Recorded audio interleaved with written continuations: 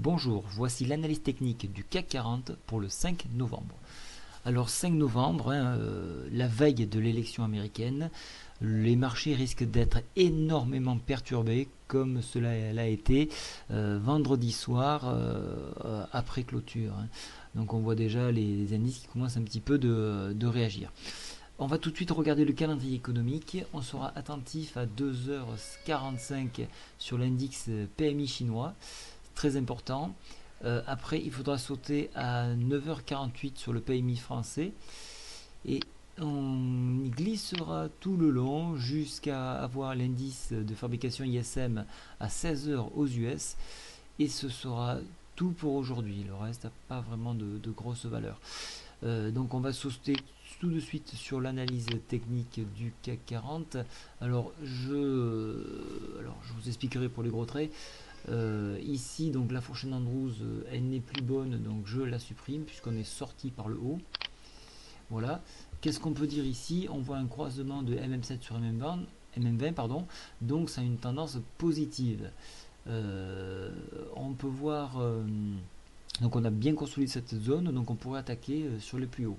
Et encore une fois, je vous mets en garde sur une éventuelle pression qu'il pourrait y avoir avant les élections. Les marchés attendent à ce que Romney passe. Si ce n'est pas lui, ça risquerait de corriger. Donc soyez prudents. Qu'est-ce qu'il y a à dire dessus? Alors ici, bon, on ne le voit pas très bien, il faut passer en journalier, en hebdomadaire, pardon. C'est une configuration en diamant. Alors j'en ai parlé dans les réunions, mais si on zoome ici, c'est beaucoup plus flagrant. Voilà, on le voit très bien. Donc qu'est-ce que c'est une configuration en diamant? Donc si on retombe sur ces niveaux-là, qu'on enfonce le support et qu'on le casse, on pourrait rejoindre sur les plus bas, sur les bien plus bas. Donc ça serait un mouvement qui mènerait le CAC aux alentours des 3330 points. Voilà, ça c'est quelque chose à envisager, donc soyez très prudents. En revanche, en cassure par le haut, il n'y aurait pas ce diamant-là, il serait invalidé et on viendrait chercher donc la résistance ici, pardon, la résistance ici à 3534 points. On casserait le SAR baissier, donc on repartirait sur un mouvement haussier.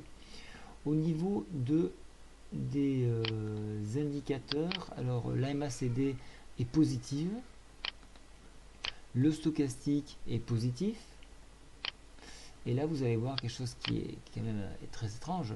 Tout est positif, mais pourquoi les boules lâchent du terrain?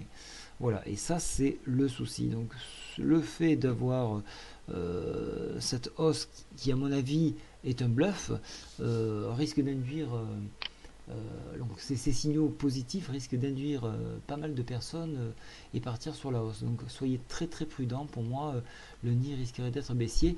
Je vais faire une vidéo en hebdomadaire pour bien expliquer pourquoi je pense que lundi sera baissier.